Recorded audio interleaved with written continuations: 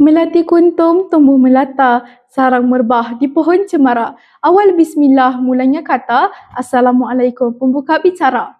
Bismillahirrahmanirrahim, salam sejahtera, salam Malaysia Madani dan salam nadi ilmu amalan membaca.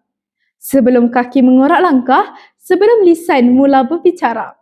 Nama diberi Cik Naurah Maisarah binti Cik Nasir, berusia 15 tahun dan merupakan salah seorang murid di SMK Kampung Raja, Kemaran Highlands, Pahang.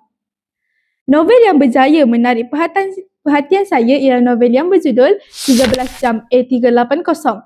Novel ini merupakan karya Evelyn Rose yang merupakan novelis bestseller The Wedding Breaker yang telah diadaptasikan ke drama televisyen. Novel ini telah diterbitkan pada tahun 2013 oleh penerbitan Karya Seni Sendirian Berhad. Novel ini merupakan cetakan yang ke-22 dan mengandungi 752 halaman muka surat. Harga novel ini adalah sangat berpatutan iaitu RM28 di Semenanjung Malaysia, manakala RM31 di Sabah dan Sarawak. Saya meminati dengan gaya penulisan Evelyn Rose di mana bahasa yang mudah dibaca dan mudah difahami.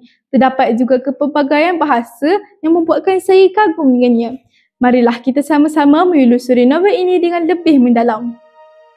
Hana Sofia, seorang gadis biasa menaiki penerbangan dari Kuala Lumpur ke London.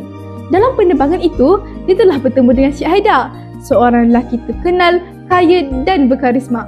Mereka berdua menghabiskan 13 jam di dalam pesawat dengan berbual, bergurau serta mencipta memori indah di awan biru. Seolah-olah dunia ini hanya milik mereka berdua. Tetapi selepas pesawat mendarat, segalanya berubah. Di London, Hana bertemu pula dengan Fawaz Susaini, seorang lelaki yang berbeza daripada Cik Haidar. Fawaz bukan lelaki biasa. Dia seorang yang berpegang teguh kepada prinsip Islam. Fawaz hadir dalam hidup Hana bukan sebagai lelaki yang ingin memenangi hatinya, tetapi sebagai pendamping yang membimbing Hana kembali ke jalan yang benar. Ada satu babak yang sangat menyentuh hati, di mana Hana menangis sambil berkata dia terlalu lambat untuk berubah. Tetapi Fawaz dengan penuh sabar berkata, "Tak rugi Hana kalau awak mulakan daripada sekarang dan mengamalkannya bersungguh-sungguh. Kalau selama ni awak terasa rugi, kenapa perlu rugikan lagi masa yang ada?" Hidup di dunia umpama mimpi, penuh ujian, penuh dugaan. Hidayah Allah takkan berhenti untuk mereka yang mencari Tuhan. Ketika saya memberi novel ini bersama ayah saya, dia berkata bahawa membazir sahaja jika memberi novel cinta ini.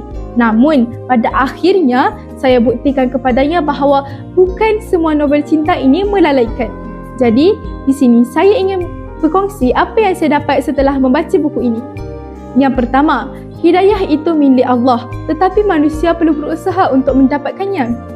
Allah boleh memberi hidayah kepada sesiapa yang dikehendakinya dan pada bila-bila masa sahaja.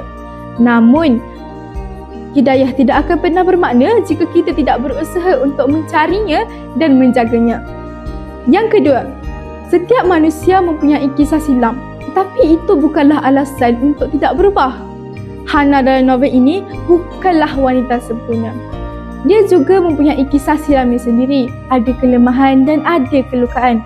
Tetapi Allah tidak menilai siapa kita dahulu. Sebaliknya, Allah menilai siapa kita sekarang dan siapa yang kita mahu jadi. Seperti dalam firman Allah dalam surah Az-Zumar ayat 53, "Janganlah kamu berputus asa daripada rahmat Allah, kerana sesungguhnya Allah mengampunkan segala dosa." Pengajaran yang terakhir ialah, setiap orang yang hadir dalam hidup kita ada sebabnya.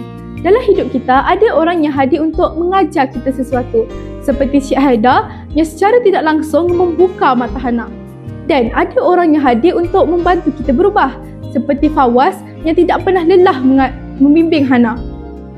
Jadi, kenapa novel ini menarik? Sebab ia lebih daripada sekadar cerita cinta biasa. Ia bukan tentang Hana dan dua lelaki yang hadir dalam hidupnya.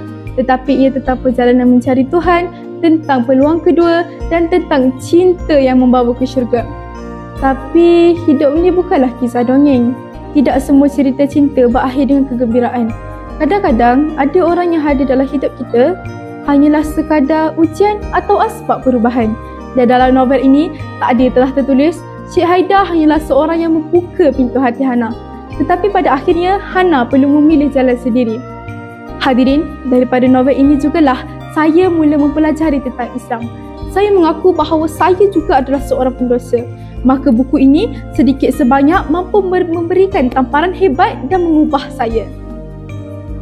Matahari terbenam di hujung senja, cahaya hilang di balik awan.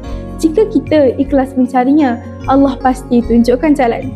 Akhir kata, saya ingin mengajak rakan-rakan semua untuk menambahkan ilmu pengetahuan yang memberi banyak manfaat dengan membaca. Pegang kata-kata ini, membacalah kerana buku adalah jendela dunia.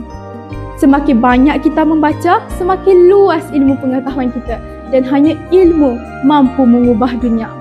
Sekian, wabillahi taufiq wal hidayah. Wassalamualaikum warahmatullahi wabarakatuh.